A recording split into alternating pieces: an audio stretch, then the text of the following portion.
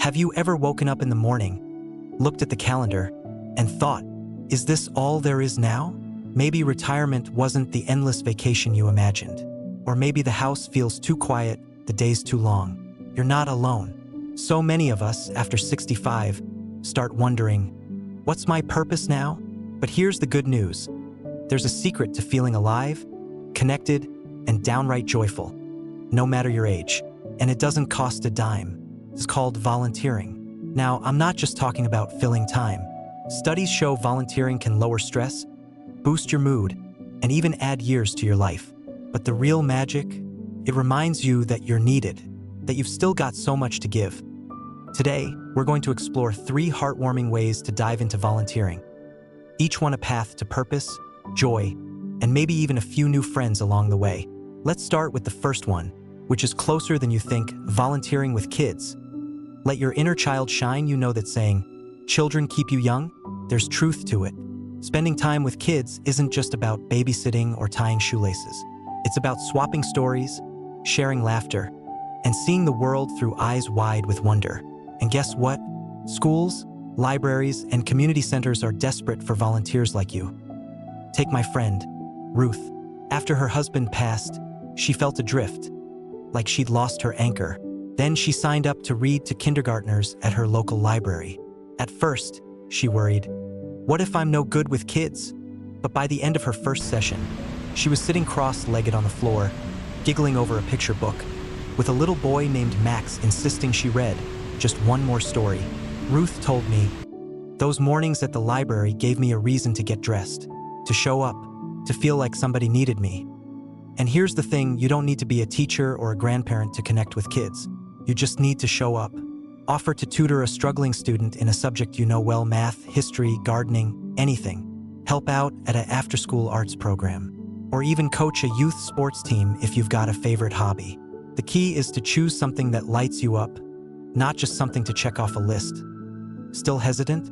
Start small. Many organizations offer one-time opportunities, like chaperoning a field trip or helping at a holiday craft fair. Dip your toe in.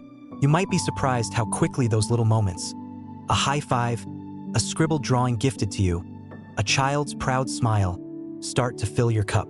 Now, I know what some of you are thinking, but I'm not a kid person. That's okay.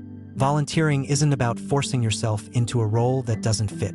It's about finding what feels right for you. Maybe it's knitting blankets for newborns at the hospital, or teaching a teenager how to change a tire, or even fostering a puppy until it finds its forever home. The point is to share what you love with someone who needs it. And here's the kicker. While you're busy giving, you'll receive more than you ever imagined. Less time spent worrying about aches or loneliness. More time feeling useful, valued, and alive. Next time, we'll talk about another beautiful way to find purpose. One that lets you pass on a lifetime of wisdom. But for now, I'd love to hear from you. Have you ever volunteered with kids? Or is there a childhood passion you'd love to share with the next generation? Let me know in the comments. Your story might be the nudge someone else needs to take that first step. Remember, friends, the world still needs your spark. Here's to sharing it. Last time, we talked about how volunteering with kids can reignite that spark of wonder. And I loved reading your comments about the little moments that touched your lives. One of you shared how teaching your grandson to bake apple pie turned into a weekly tradition with his entire scout troop. Stories like that remind me we're all teachers at heart. And that brings us to our next way to find purpose. One that lets you pour a lifetime of lessons, skills, and hard-earned wisdom into someone who's just starting out. Mentoring. Your legacy in action. You've lived through decades of change. Careers raised, families built, challenges overcome. That knowledge is gold. And there's someone out there desperate to learn from you. Mentoring isn't about having all the answers. It's about saying, I've been there. Let me walk with you. Take my neighbor, Harold. He spent 40 years as a mechanic, fixing everything from clunky old trucks to sleek modern hybrids. When he retired, he missed the smell of grease, the puzzle of a stubborn engine. Then his daughter signed him up to mentor at a local vocational school. Now, every Thursday, he's in a garage with a group of wide-eyed teens, teaching them how to rebuild a carburetor or negotiate a fair price with a customer. Harold told me, "These kids call me Mr. H. and text me photos of their first paychecks. Makes me feel like I'm still in the game. But you don't need a 40-year career to mentor. Maybe you're a whiz at quilting, grew the best tomatoes on the block, or survived raising 4 kids on a shoestring budget. That's wisdom worth sharing. Local nonprofits, libraries, and even online platforms like Senior Planet or Catch a Fire connect mentors with Ments. You could coach a young entrepreneur via Zoom, lead a knitting circle at a community center, or even write letters of advice to new parents through programs like Foster Allies.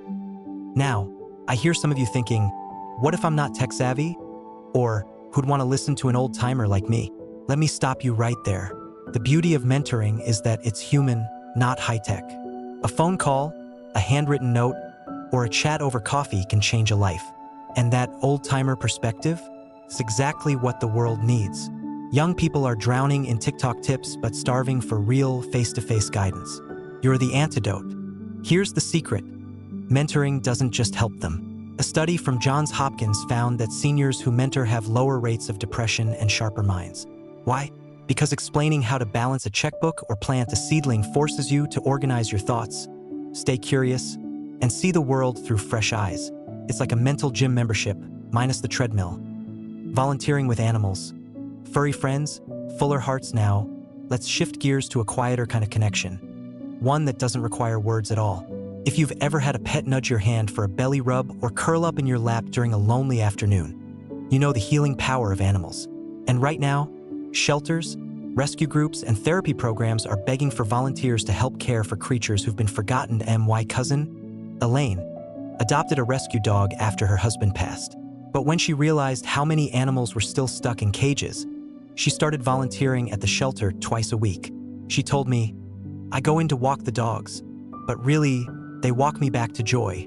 Now, she's the storytime lady for anxious pups, reading aloud to them so they get used to human voices. "They fall asleep to my voice," she says. How's that for a retirement hobby? You don't have to be a dog person to get involved. Love birds? Volunteer at a wildlife rehab center. More of a cat connoisseur? Foster kittens until they're ready for adoption. Even hospitals need therapy animal teams to comfort patients. And if mobility's an issue, many organizations need help making phone calls, sewing pet beds, or organizing fundraising drives from home. Animals don't care about your age, your wrinkles, or whether you've got your hearing aid in. They meet you exactly where you are. And in a world that's always rushing, there's something sacred about sitting quietly with a creature who just wants your presence. Not your productivity, so why not start small? Offer to walk a neighbor's dog once a week. Drop off old towels at a shelter. Or simply spend an hour at a cat cafe, sipping tea while a purring tabby reminds you what it feels like to be still. These moments aren't just about saving animals. They're about letting them save you right back. Next time, we'll explore one final way to find purpose, one that might just bring your life full circle.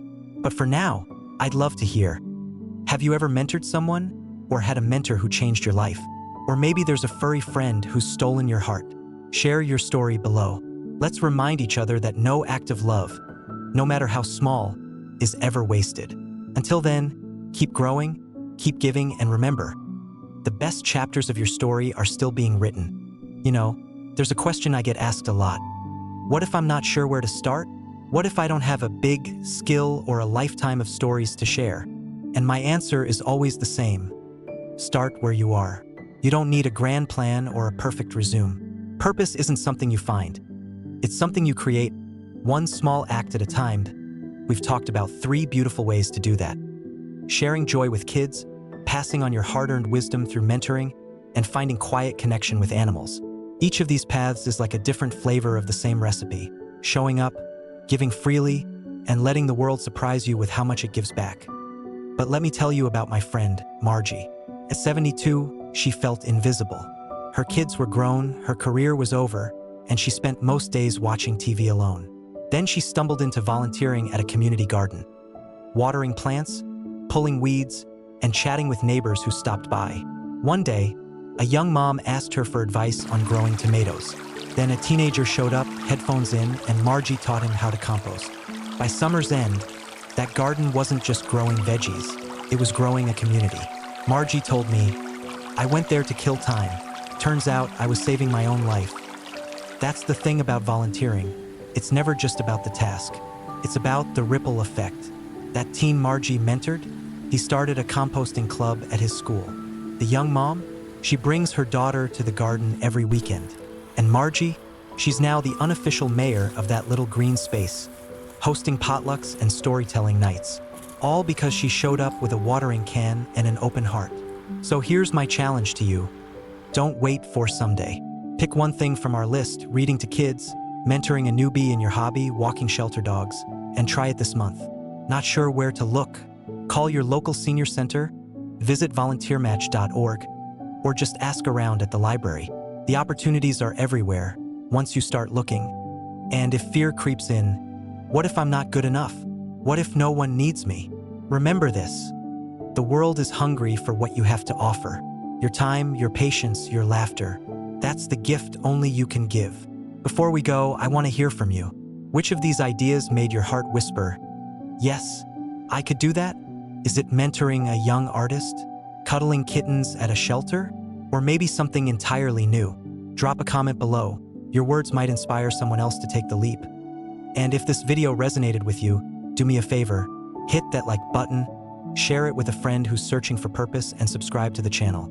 Together, let's prove that life after 65 isn't about slowing down. It's about stepping into your power. Thank you for being here. Remember, the world needs you. Your stories, your scars, your stubborn hope. Now go out there and shine. After all, the best chapters aren't behind you. They're waiting to be written.